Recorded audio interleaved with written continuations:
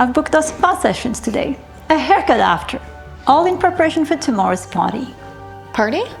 After years away from her life as Princess of North America's second largest pack, Marcy wondered why she'd been summoned so suddenly. I'm not sure if you remember me. I'm Nora, Beta Raymond's daughter. Of course I remember you. What are you wearing to the party tonight?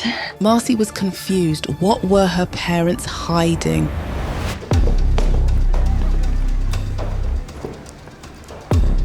I'm gonna go to the bathroom, Nora. I'll come with you. No, it's okay. I'll be right back. After a childhood in this gilded cage, Marcy was already plotting an escape mission back to Europe. In an instant, Marcy's wolf knew. My mate. Upon turning 21 4 months ago, Marcy started to lose hope that her mate existed. Now she was his, and she wanted him to take her V card. I'm Marcy. George. And you're part of the Red Moon Pack? My father's Alpha Edward. I'm a nobody. I was just cleaning the training grounds. I'm an Omega. Marcy was horrified. The moon goddess mated her with an Omega, the lowest of all pack members. I'm so sorry, but I reject you.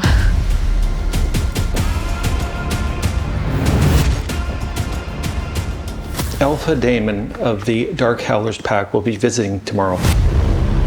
They'll be here in time for lunch.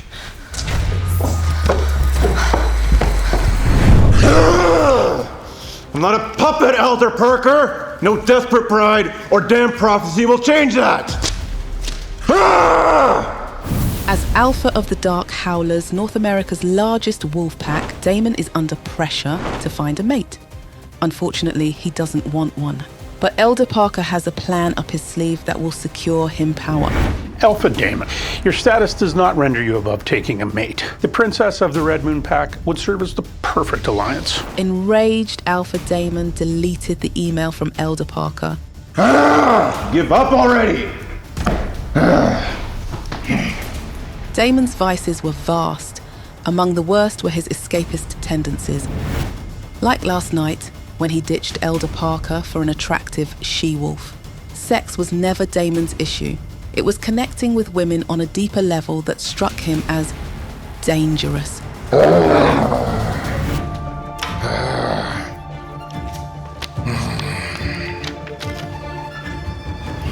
But his refusal to take a mate was now creating problems for more than just him. Do you really have to go? You know I do, baby.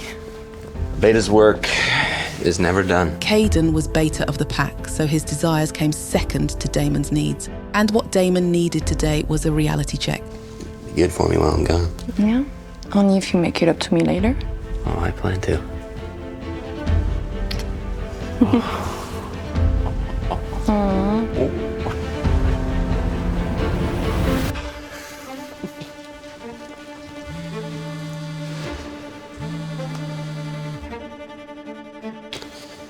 Elder Parker? He said what? I'll talk to him. Caden knew better than anyone why Damon didn't want a mate. They grew up together, studying, training, learning the werewolf legacy. But everything changed when Damon's parents died in an ambush. At just 17 years old, Damon might have been the best warrior in his age group, but he wasn't prepared to lead the Dark Howlers pack. Elders pressured Damon to hand over his power. Alphas from other packs strove to take Damon's territory. While Caden and other Werteens found mates, Damon was focused on the prosperity of the Dark Howlers. He rejected hundreds of she-wolves who threw themselves at him for a chance to be the new pack Luna. In his mind, potential mates were all just power-hungry opportunists who couldn't be trusted. Impossible as it seemed, Caden now had to convince Damon to let in a mate. The question was, how? Come in. Why'd you shut down the mind link? I didn't! I only shut you out. Oh, so I wouldn't hear about how you ditched Elder Parker. Damon, he called. You can't just dodge duty to go chasing tail. This Marcy, what's-her-name, could be the one. After hundreds of duds, it's doubtful. Look, I know the elders have been on your ass lately, but seeing her is the only way to appease them. And maybe it's a chance. If not, to hook up with a sexy, black-haired she-wolf. Sexy? Please. She's a virgin. According to her father, but fathers lie all the time to marry off their daughters, especially alphas. All I'm saying is if you don't want to make this trip about wooing Marcy, make it about the recon. Right? Make it a cover. Who knows, you might get some important intel at the pack house. Huh? 4-day trip, just for a chick. With a recon. Fine, but you're coming with. Okay. Tell Maya to start packing. Goddess knows she'll take forever. I'll tell her right now. Cool. Whenever Damon was in a bind, he retreated into his wolf. It first spoke the night his parents died. Sorry, kid. Reluctantly, Alpha Damon recovered the deleted email from Elder Parker. Just one mission, kid. In and out. See you soon, Marcy Redmayne.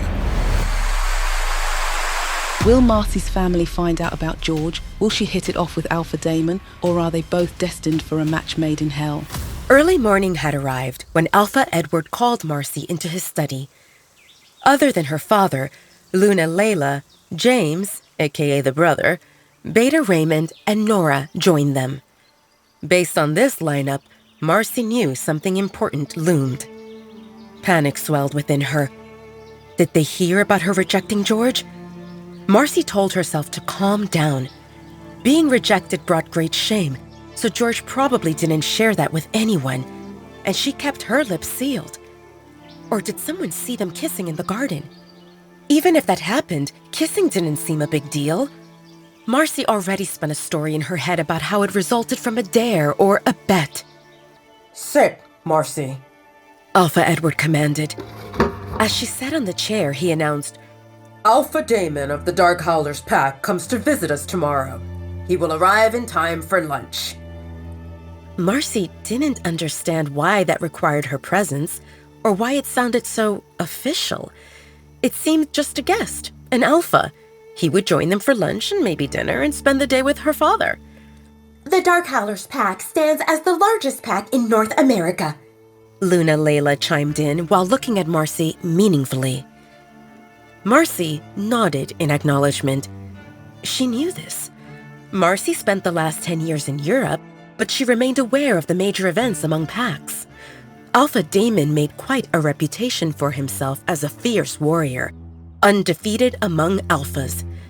Other alphas admired him, feared him, and despised him at the same time, because Alpha Damon got his position very young, and he didn't take anyone's nonsense. The word spread that Alpha Damon had a nasty temper. Marcy guessed that her father hated Alpha Damon. Nothing personal, but because of the Dark Howlers Pack, the Red Moon Pack ranked second, and her father hated being second. Sprinkling salt to his wounded ego, Alpha Damon stood half of her father's age, so that added to it. Marcy wondered why her father smiled, and his next few words answered Marcy's silent question. He comes to meet you and discuss with me the deal for you to become his Luna. Marcy's world stopped. Deal to become his Luna? Luna? Like marriage Luna? And then everything fell into place. All the classes and training she took. Her parents let her pick whatever she wanted as long as she took etiquette lessons, as well as various classes related to house and budget management. It all pointed to the possibility of her parents grooming Marcy to be the lady of the house. A big house. Probably a Luna. Marcy understood that her parents worked on this for some time, maybe from the day she was born. When Marcy returned, the first thing her father asked was if she was mated, probably to eliminate any potential problems. Marcy shook her head inwardly while thinking how good it seemed she didn't tell anyone about George, and she hoped that he kept his mouth shut about them being mates, because if that had reached her parents' ears, George would face trouble. Marcy looked at her parents. From the beginning, they prepared her for this. and she knew that the probability of an arranged marriage loomed high. However, Marcy hoped that it would involve more of them meeting and getting to know each other before they discussed marriage, and not this business transaction. Marcy glanced at Nora and wondered if Nora knew about this in advance. Did it matter? It wouldn't change anything. Luna Layla smiled excitedly. What do you say, Marcy? Marcy grit her teeth. What kind of a stupid question was that? Did she have a choice to oppose? I am still taking in this information, Marcy responded ambiguously. Alpha Edward spoke up. You have until tomorrow afternoon to take it in and adjust your attitude. Marcy noticed his expression darken. A lot of things depend on this marriage, so you better leave a good impression. Marcy responded with a tight smile. How could she forget that her father did everything for his own gain? He probably saw Alpha Damon as a youngster that he could easily manipulate. It would be stupid to think that this was ever about Marcy. Yes, Father, was the only thing Marcy could say. If you excuse me. Luna Layla gave eye signals to Nora to follow after Marcy. From the day Marcy returned, Nora's job was to ensure Marcy didn't do anything stupid. This crucial time for Marcy required her to accept her reality and stay composed. That's what they raised her for. Marcy's mind spun after receiving the news that she would meet Alpha Damon, the alpha of the notorious Dark Howlers pack, and her future husband the next day. She hadn't yet recovered from finding and rejecting her mate, and now she needed to think about another man. This wasn't just any man. Alpha Damon carried a grim reputation on the battlefield and an even worse reputation with women. Seeking solitude to think, Marcy went to her room. To her horror, Nora followed 2 steps behind, cooing about how this turned out to be the best thing ever. Marcy felt exasperated when Nora entered her room. What do you know about Alpha Damon? Marcy asked irritably. Nora whipped out her phone. Very handsome. Someone took this photo 2 months ago when he visited the Silverburn Pack.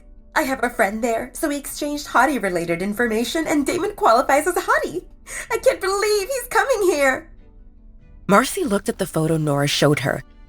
She had to admit, he looked handsome. I guess with you marrying him, I'll have the hottest info on him. Nora grinned at Marcy. You'll be okay with me reporting things to my friends about your hot husband, right? Damon being married won't make him any less handsome, and we're only talking and looking, not touching. Marcy let out an exasperated sigh. Take as many photos as you want. It's not like I own the guy. This all came from my father for the benefit of the pack. No one asked how I feel about this. Nora cocked an eyebrow at Marcy. How do your feelings change the fact that you're set to marry the hottest werewolf in North America? He has looks, money, and thousands of warriors at his disposal. I can only imagine how lavish his mansion must be. His territory stretches larger than ours and has forests, lakes, and mountains as far as your eyes can reach. It will all be yours. What about his womanizing? Marcy raised an eyebrow. Nora rolled her eyes as if Marcy asked something silly. Hello? Damon leads as the alpha of the largest pack in North America. He never lost a challenge, and he's young, handsome, and single. Do you expect him to be a monk? Women throw themselves at him. If he says a word, an endless line of beauties will form and wait for him to claim them. Marcy groaned. I don't mean hookups. Didn't you hear about numerous women offering themselves as brides and Alpha Damon rejecting them? Nora shrugged. 1 or 100. Why does that matter? Do you put yourself on the same level as them? You're beautiful, well-educated, and your father leads as the alpha of the Red Moon Pack. Even if Alpha Damon doesn't fall for you right away, as long as he doesn't reject you, you'll get your chance to seduce him. Marcy agreed with this assessment. She possessed all the qualities Nora mentioned and more. She hadn't met a guy who refused her. No matter how many layers Alpha Damon had around him, Marcy felt confident that she could win him over. At the mention of rejection, Marcy remembered George, the Greek god who gave her a few minutes of bliss before the harsh truth plunged her into agony. Did Damon have a mate or someone he preferred? Marcy felt confident that a guy like Damon probably had several women at home willing to please him. What if he had a harem? Do you know if Alpha Damon found his mate? Maybe he did, and things didn't work out. Nora mused. But you should focus on the fact that he's available. After you complete the mating ceremony, it won't matter if his mate exists out there, because the bond between the two of you will form and overshadow any others. You'll become the Luna of the most powerful pack, and he'll adore you. Marcy pursed her lips while thinking about Nora's words. Luna, Marcy. Luna of the most powerful pack in North America. It didn't sound bad. The fact that Alpha Damon looked young and good-looking added a bonus. Only a fool would pass such an opportunity. Marcy told herself that no matter what mate the moon goddess set for her, she could choose her mate. If they completed the mating process, any other bond would disappear, including this longing Marcy felt for George. Marcy put her hand over her chest. She rejected him. Why did she still feel restless whenever she thought of him? Are you okay? Nora looked at Marcy with concern in her eyes. Yes. Marcy quickly plastered a smile on her face. Tomorrow's a big day. Help me pick what to wear. Unfortunately, I didn't pack some of my favorite dresses, and we might need to go shopping. Nora squealed at the possibility of shopping, her favorite pastime. While Marcy and Nora went through Marcy's closet, at the Dark Howlers pack, Damon was exiting the pack house. Just like every time he left for longer than one day, he stopped and observed the 3-story-high majestic building. The first floor contained common rooms, where pack members gathered and entertained guests. The second floor housed offices, guest bedrooms, and Beta's quarters. The third floor remained reserved for Alpha and his family. Damon remembered the time when the pack house buzzed with life. When he lived as a child, it always buzzed with activity. His mother, Luna Violet, knew how to attract people. She exuded kindness, with the warmest smile under the moon, and everyone loved her. Now, just a handful of them stayed in this huge mansion. Regular pack members had their own dwellings in the area, and they came to the pack house only when they had business or when Alpha hosted an event, which didn't happen very often. It felt quiet. Damon turned to the car where Caden and Maya waited for him. The time came to head to the Red Moon Pack and meet Marcy, the next candidate for his Luna. Cheer up! Caden shouted from the car at Damon. You look like you're going to a funeral, and not to get laid. The mental image of a fine woman like Marcy spreading her legs for you should make you happy. Maya slapped Caden over her shoulder. What? Caden tried to sound innocent. Maya rolled her eyes at him. Why can't you pick your words a bit better? Maya scolded him. Caden smirked. Since when do you mind when I talk dirty? It's fine when it's only the two of us, Maya whispered. Caden chuckled before pulling her closer to give her a smacking kiss on the lips. Damon observed their lovers' banter, and it made him feel even more unenthusiastic about the upcoming trip. It would be a long drive, and he would be forced to watch the PDA between those two lovebirds. Wait! A breathy female voice called from the hallway, and a second later, a middle-aged, red-headed woman appeared at the main door with food containers in her hands. This is food for the road. I don't want you kids to go hungry. Damon stifled a laugh and shook his head. For her, they would always be kids. Damon accepted food containers without complaining. Thank you, Steph. Stephanie took care of the pack house, handling tasks that usually fell to a Luna, and Damon often joked that he would marry her. The Luna of the pack took care of the pack house, and she ensured that the pack members stayed happy, while Alpha handled security and made sure everything ran smoothly within the pack and with their external relationships, allies, and enemies. To explain Alpha and Luna roles in simple language, Alpha took care of the needs, while Luna took care of the wants. And only when Alpha and Luna worked in harmony could the pack grow and prosper. Damon didn't have a Luna, so those duties split between Stephanie and Maya, with Stephanie focusing on the pack house while Maya kept an eye on the pack members. Stephanie had been Damon's mother's best friend, and her mate served as the beta of the Dark Howlers pack when Damon's father, Alpha Jacob, led as the Alpha. Stephanie's mate died with Damon's parents. Stephanie had a daughter, Lisa, who turned 8 years old at that time, and Damon treated Lisa like his baby sister. With the demise of Alpha and Luna of the Black Howlers pack, the situation became unstable, and Stephanie couldn't leave Damon on his own. So she decided to send her daughter to her sister for safety reasons. It took about 2 years for Peace to return to the Black Howlers pack, and by then Lisa adapted to life with her aunt and uncle, and they decided that she would stay there. Lisa still visited occasionally, mostly during summer break and on holidays. For the last decade, Stephanie treated Damon as her child, and everyone in the pack loved and respected her. Stephanie watched as Caden started the car. Drive safely.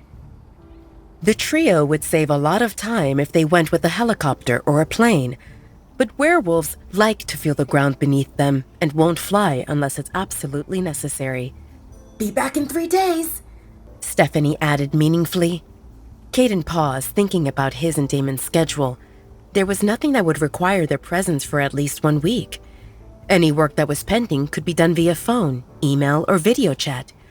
What's in 3 days? Stephanie made an unhappy face. Casey is coming. Caden stifled a laugh and Maya grimaced. What? Why? Damon looked dejected. Stephanie narrowed her eyes at him.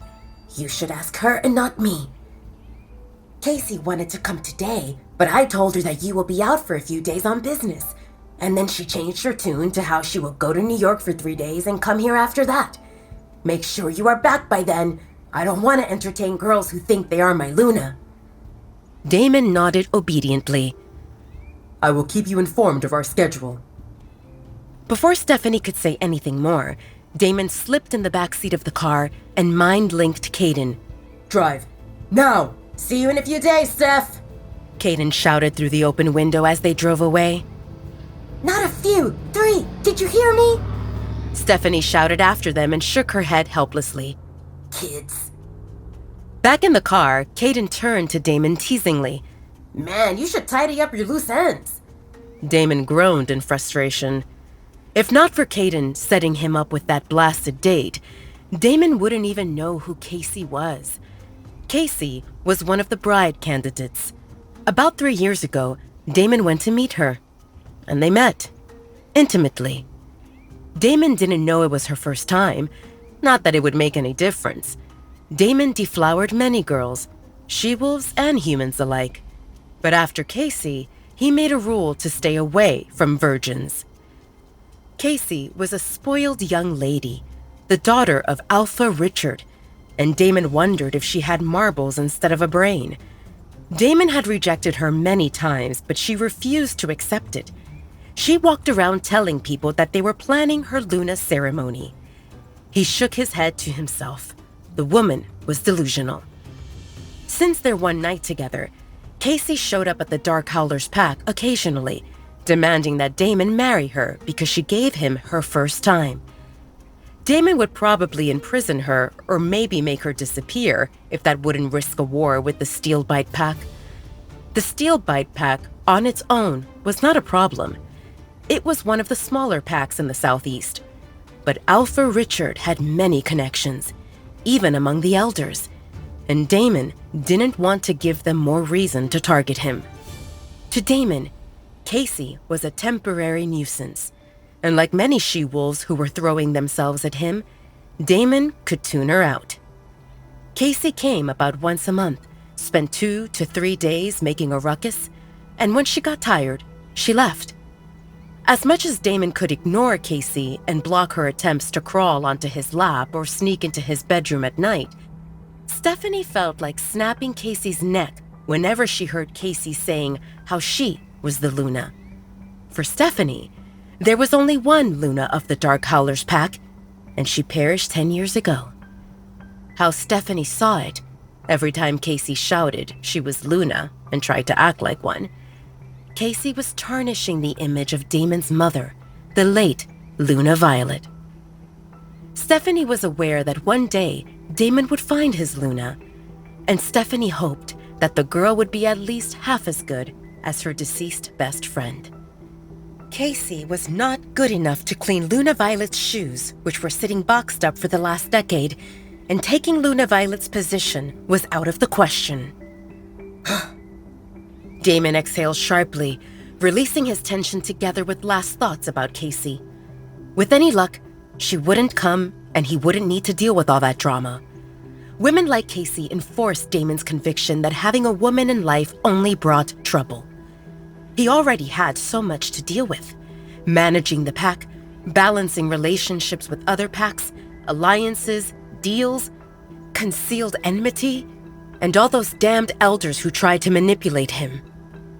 Other than his mother and Stephanie, and maybe Maya, Damon didn't see any woman who could handle her own burden. That's why he didn't want a woman in his life. His hands were already full. If he needed to deal with whiny, pacifying women, he would go crazy. How Damon saw it, one-night stands offered perfection, and plenty of women wouldn't ask for more from a handsome stranger, especially she-wolves who had high libidos.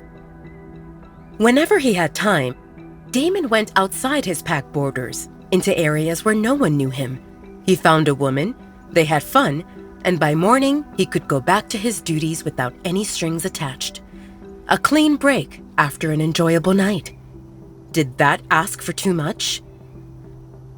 Unfortunately, Damon lived as something of a celebrity, and those few women with whom he spent more than one night started building expectations.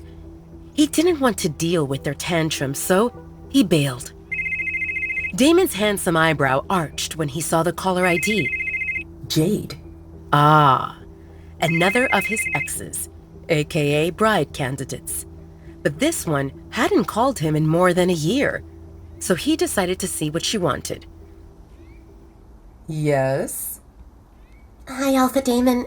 Can we talk? Damon hummed in confirmation. This embodied what he liked about Jade. She didn't beat around the bush, and she didn't play games. Damon remembered when he met Jade for a date about 2 years ago.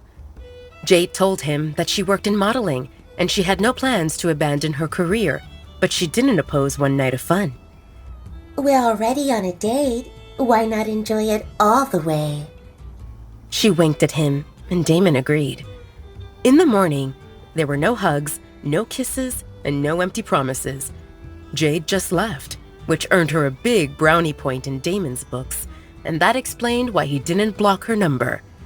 Now it seemed that she had something on her mind. Tell me, Damon said. I know you're still single, and that elders are pressuring you to get married more than ever, right? Damon frowned and said sternly, Get to the point, Jade. Jade heard the alpha tone in Damon's voice, and she felt aroused. She couldn't help it. Every she-wolf reacted to a powerful male. It was in their genes. My father is nagging me to quit my job and find a husband and all the other stuff I don't want to do, so I thought of you. Damon looked confused. Explain. We can help each other.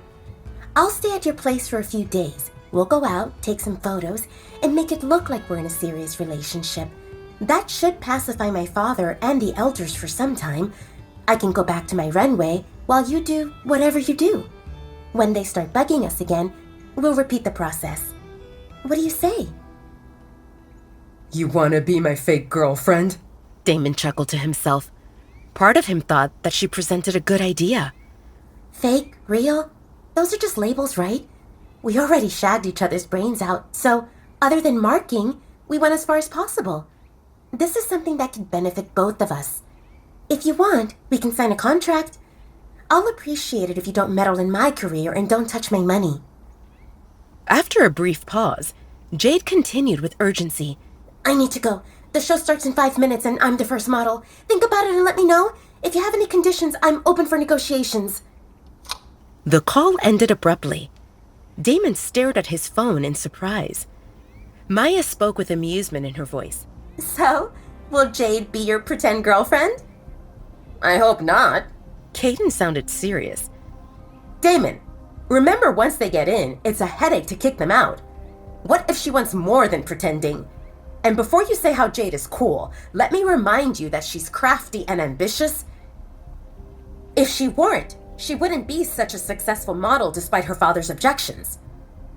Damon exhaled sharply as he agreed with Caden. All the irritation he left behind returned again. Women only brought trouble. Why couldn't they leave him alone? Meanwhile, at the Red Moon Pack, Anna carried a stack of plates into the kitchen. Out of my way! She spat angrily. Talia quickly stepped to the side, not wanting to attract attention. She never understood why Anna or other Omegas treated her like trash. She belonged to the same rank as they did. The only difference between them and Talia lay in their family situations. Talia lived as an orphan, while the others had families. No one stood up for her, and in the werewolf world, one won by strength or numbers. Unfortunately, Talia possessed neither, so she needed to submit or risk another beating. Talia read in a book that a good Luna should advocate for kindness and help the less fortunate, but Luna Layla didn't fit that description. Beyond worrying about herself, Luna Layla cared only about the flashy image of the Red Moon Pack. Talia huddled in the corner behind a big ficus and observed the commotion. The whole pack house buzzed with activity, and she overheard Omegas talking about an important guest coming for lunch. She muttered to herself, Probably an alpha. The pack house was a big mansion and served as home for the alpha, the beta, and their families. Guests also stayed there. Other pack members owned dwellings in the area, with size and proximity to the pack house reflecting the owner's standing within the pack. Talia lived as the sole exception.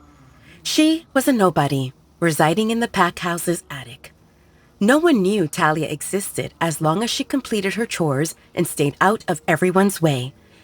On a normal day, Talia thought of herself as a house mouse living within the walls without anyone noticing.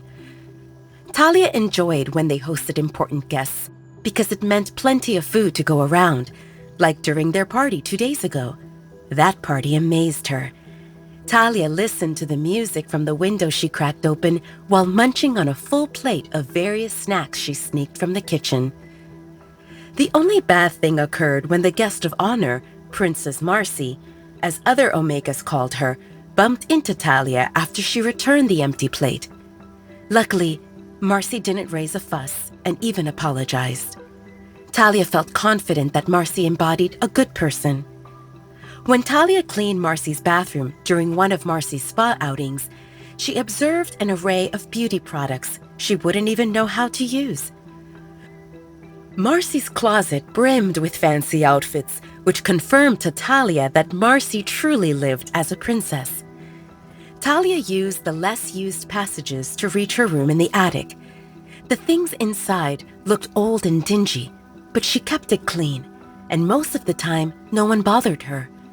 She smiled at the sight of 2 apples and a dinner roll on the napkin next to the futon where she slept. Normally, Talia stayed in her room during the day. At night, she completed her chores and used that opportunity to shower in a bathroom attached to one of the unused guest bedrooms. When everyone slept, Talia snuck into the kitchen to find food. Talia saw today as a good day. With an important alpha coming, a feast would definitely occur, which meant more leftovers. She lay on the futon riddled with holes and stared at the ceiling while munching on an apple. Talia liked to think of herself as a captured princess waiting for her prince to rescue her.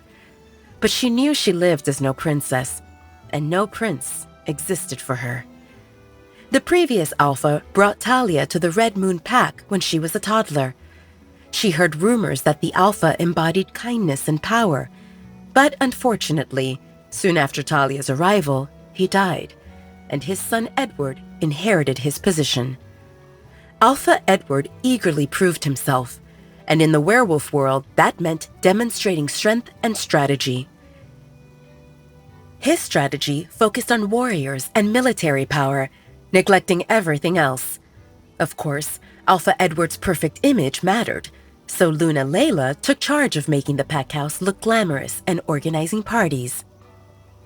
They sent their daughter Marcy to Europe to attend prestigious boarding schools in her early teens, and their son James busied himself with tutors even before he could walk properly.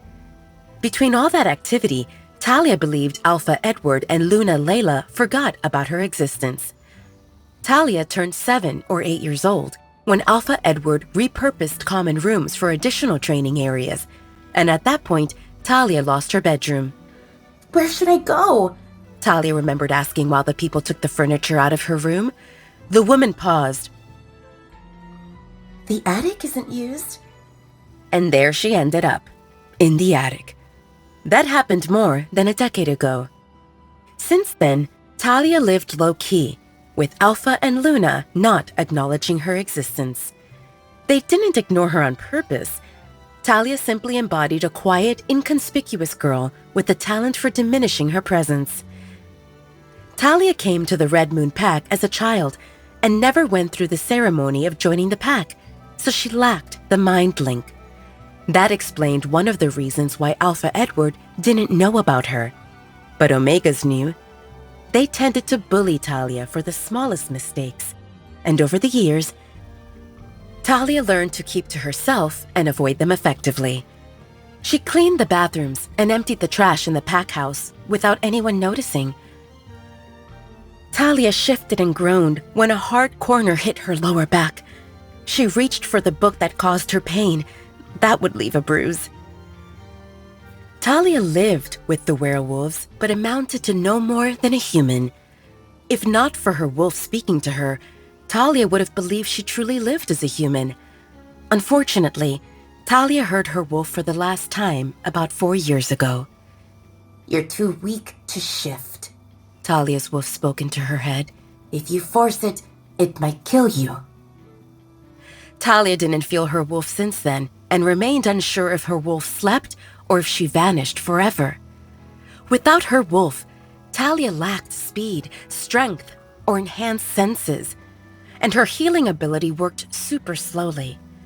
On top of that, Talia suffered from malnourishment and stood much smaller than an average werewolf, making her look like a 15 or 16-year-old skinny girl instead of 19. Talia looked at the book in her hand and observed the illustration of a princess smiling and running with her prince. A castle stood in the background as they held hands and looked happy. Talia's eyes always wandered to the princess's shiny shoes.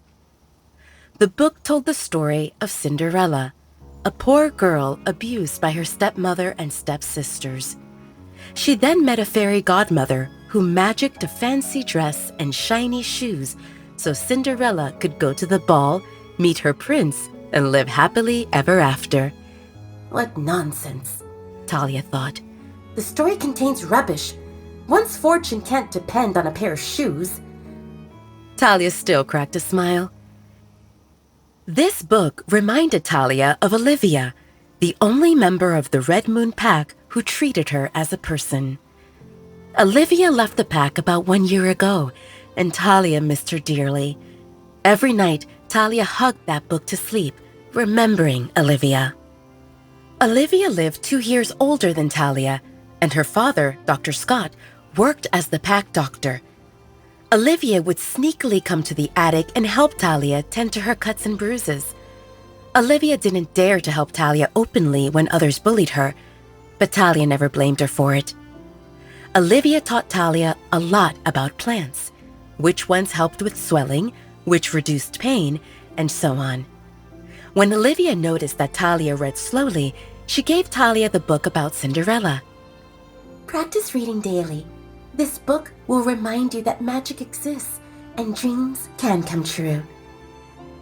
Talia thought it sounded silly, but felt touched by the gesture and accepted the book. Last year, Olivia went away for a few weeks, and when she returned, she came to say her goodbyes. Where are you going? Talia never thought about leaving the pack, not because she lacked courage, but because she had no idea where she would go. Her knowledge about the world outside of the Red Moon Pack remained extremely limited, making her feel like a frog in a sealed well that couldn't even see the sky above. Olivia smiled dreamily. I met my mate. I'm going to live with him. Larry waits for me at my house. I used the chance of Larry talking to my dad to come here and say goodbye. Talia hugged Olivia and wished her all the best. Talia felt happy for her friend, even though she knew she would feel lonely. Olivia found her prince and headed toward her happily ever after. And Talia held her tears until after Olivia left. Talia placed her hand on the book about Cinderella and dozed off. Her duties started in the evening when everyone slept, so she could rest. By then, the guests would arrive, and all the buzz would end. Talia smiled at the thought of all the leftovers she would find in the kitchen. Damon, Caden, and Maya arrived at the Red Moon Pack late in the morning. Luna Layla apologized for her husband's absence. He joined the scouts who picked up suspicious movements on the eastern border of our territory before dawn. Alpha Edward, being a hands-on leader, wanted to personally ensure our safety. Luna Layla welcomed them warmly, personally showing them to their second-floor rooms. Wow, this place looks glitzy. Maya shared her thoughts with Damon and Caden through their mind link. Caden nodded in agreement. You can say that again. None of the three commented on the 2 lines of Omegas who bowed to greet them in front of the pack house. White marble covered the entry hallway floor, with matching tall columns reaching the 3-story high ceiling. The marble staircase curved elegantly upward, looking pure and flawless, perfectly complemented by golden rails and opulent crystal chandeliers that appeared to come from a fancy castle. How many homes could one build with all this money if they toned down the luxury? Damon grumbled through the mind link. In the Red Moon Pack, only mated couples get a dwelling. Highly ranked warriors get a single home, while others get apartments. Caden reminded Damon, who usually didn't care about the internal workings of other packs. Everyone else above 12 years old lives in common buildings where 6 to 8 people share a room. Maya frowned at this thought. In the Dark Howlers Pack, they had common buildings, but most pack members lived in single homes. Community buildings served teens who wanted to experience life away from parents, the elderly who desired their space while staying close to people their age, and for emergency situations, such as when someone's home caught fire, or for refugees until they found permanent housing.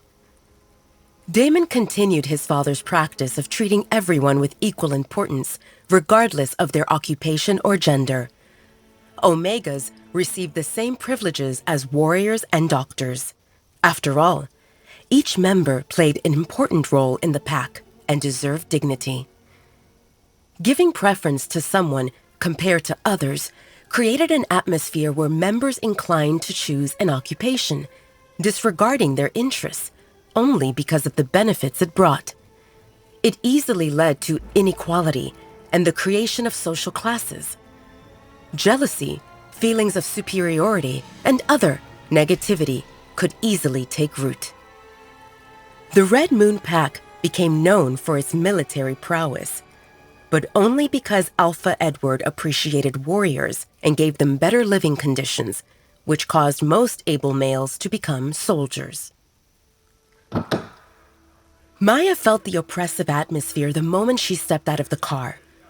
2 warriors stood stiffly on each side of the main entrance, with distant shouts from training groups. It felt like they arrived at a military compound rather than a pack where families lived. Are you okay? Kaidan rubbed Maya's shoulders reassuringly. She wondered if she made a face or if Kaidan noticed her uneasiness because of their mate bond. Maya glanced at Luna Layla before turning to Kaidan with a smile. Fine. I'm just tired from the trip. Please, freshen up and join us downstairs. Lunch will be served in 1 hour. Food will replenish your energy and you can rest afterward if you wish. Luna Layla encouraged, to which Maya responded with a nod. Will Marcy join us for lunch? Maya stopped before entering the room. The young miss and the reason for their visit hadn't welcomed them at the door. Yes, she's getting ready, Luna Layla said and glanced at Damon. She wants to look her best. Her best, Kaidan repeated. We look forward to seeing her best. Luna Layla's smile froze. She would have snapped at Kaidan for making such an ambiguous remark. Why did he, a beta, want to see her daughter? But Alpha Damon stood right there with his icy stern expression that made her shrink. So she plastered a smile on her face and endured it. Damon entered his room and locked the door before heading to the bathroom. Since entering the Red Moon Pack territory, Damon felt uneasy, like an omen of unpleasant things to come. He wanted to shower and relax a bit because traveling with the constantly flirting or playfully bickering Kaidan and Maya exhausted him. Based on Luna Layla's overly enthusiastic welcome, Damon sensed his mood would only worsen. Damon had met several dozen she-wolves who tried to become his Luna, but this marked his first overnight stay in a pack house. Normally, he would meet the woman and her parents, take her out for dinner or to a nightclub, before they ended up rolling in the sheets in a hotel room. Compared to that, this seemed more like a meet the in-laws scenario, where he needed to stay for a few days and return home with a wife. That wouldn't happen. He wanted to talk to Alpha Edward and get to the bottom of what he wanted, other than Damon marrying Marcy. Some other expectations must have been attached to it. But unfortunately, Alpha Edward didn't join them for lunch, so that had to wait. Damon, Kaidan, and Maya ate in the lavish dining room that matched the rest of the villa, accompanied by Luna Layla, Marcy, and Nora. Marcy and Nora already sat at the table when Damon, Kaidan, and Maya arrived. They briefly shook hands while exchanging pleasantries. Alpha Edward and Beta Raymond remained absent, busy with scouts, and Luna Layla promised they would return soon and definitely join them for dinner. She also apologized for her son's absence, saying he exercised with warriors to build a strong character. During their meal, Luna Layla played the role of a good hostess. Marcy chose her words carefully, striking a balance between not being mute and not overstepping her boundaries, while Nora stole glances at Damon and blushed profusely. From Nora's perspective, life couldn't get better. The man from her wet fantasies sat at the same table, eating and talking. Every movement of his lips seemed seductive. She wondered what else he could do with those lips and with the rest of his body. She had shaken hands with Damon, and his grip felt solid and warm. She wished he would grip more than just her hand. Nora glanced at Marcy and wondered if she would mind if Nora made a move on Damon. After all, Marcy didn't seem possessive of her future husband, and Nora didn't want to snatch him for herself. Just a taste would suffice. One night. After lunch, Luna Layla turned to Marcy. Marcy, why don't you show Alpha Damon the garden? Hydrangea blooms fully now, and you can use this chance to get to know each other. Marcy glanced at Damon and smiled. Are you interested? For a walk? Damon asked, and Marcy confirmed with a nod. Since your father remains busy, I need to fill in the time with something. Luna Layla's lips twitched. Why did Alpha Damon sound like he came for business with her husband instead of to meet Marcy. I'm going for a walk, Damon told Caden and Maya through the mind link. Caden smirked. Have fun. We will do our part, Maya assured Damon. Caden and Maya had a task to investigate the Red Moon Pack and see if they could find anything Damon could use. Ideally, they would find dirt on Marcy, so Damon could label her as unworthy without making things up, and any negative information on Alpha Edward would serve as a bonus. In the garden, Damon and Marcy walked together. He observed Marcy with a raised eyebrow. You seem uneasy. Marcy glanced around, hoping she wouldn't see George. Or maybe she wished to see him. But she couldn't admit that to Damon because she would need to explain why George mattered, and that might complicate things. Other than Damon's icy demeanor, Marcy thought he looked good-looking and powerful. With his status, he had the right to be prideful. She didn't know Damon, but what she saw so far impressed her. I would like for us to talk in private, and here we can be overheard. Damon paused. He planned to delve deep into Marcy's character, but he didn't expect her to take the initiative less than an hour after they met. How about my room? Damon smirked when Marcy nodded in agreement. Hey, I'm Marcy, if you're wondering what happens next. Download the Pocket FM app now and listen to the exciting episodes of The Alpha's Bride.